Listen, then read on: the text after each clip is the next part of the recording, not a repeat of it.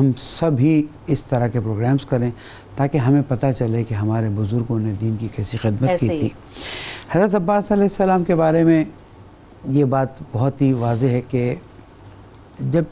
جناب فاطمہ سلام اللہ علیہ کا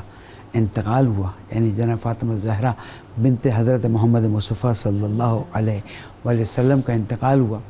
تو اس کے بعد آپ نے اپنے بھائی عقیل سے مشورہ کیا، اور مشورہ یہ تھا کہ میں چاہتا ہوں کہ اللہ سبحانہ وتعالی مجھے ایک ایسے خاندان کی عورت عطا کرے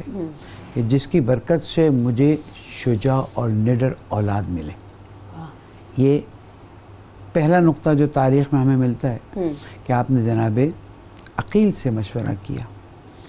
تاریخ میں ہے کہ مشورہ کیا یا ان کو بھی پیغام دیا کہ ایک وقت آنا ہے کہ جب ہمیں ایسے جوانوں کی ضرورت ہوگی جو اسلام پر فدا ہو جائیں۔ جیسے کہ لڑنے والے تو بہت سے ہوتے ہیں، لیکن اطاعت کے ساتھ اسلام پر فدا ہونا یہ بہت مشکل تھا۔ اور اس کے بعد جناب عقیل نے جناب خود ام البنین حضرت ام البنین کا نام بھی فاطمہ بنت حزام ہے، یہاں پر بھی ہے، لیکن جب جناب ام البنین شادی کر کے گھر پر آتی ہیں تو آ کر دہلیز کو بوسہ دیتی ہیں،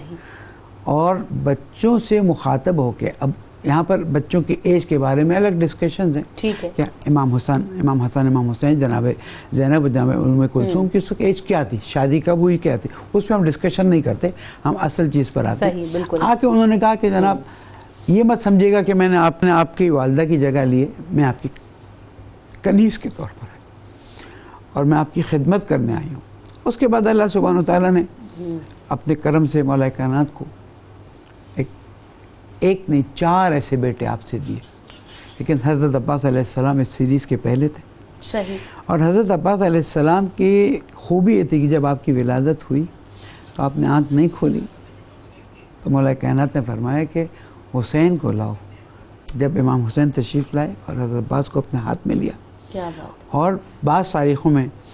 خاص کر علامہ ذیشان حضرت جوادی علی اللہ مقاموں کی جو کتاب ہے حضرت عباس علیہ السلام کے بارے میں، اس میں انہوں نے کہا کہ جب آپ نے اپنی کیا کہتے ہیں زبان حضرت عباس علیہ السلام کے منہ میں دی تو سب سے پہلی غذا وہ لی گئی، اور وہاں سے یہ بھائی اور جرأت اور شجاعت کا قافلہ آ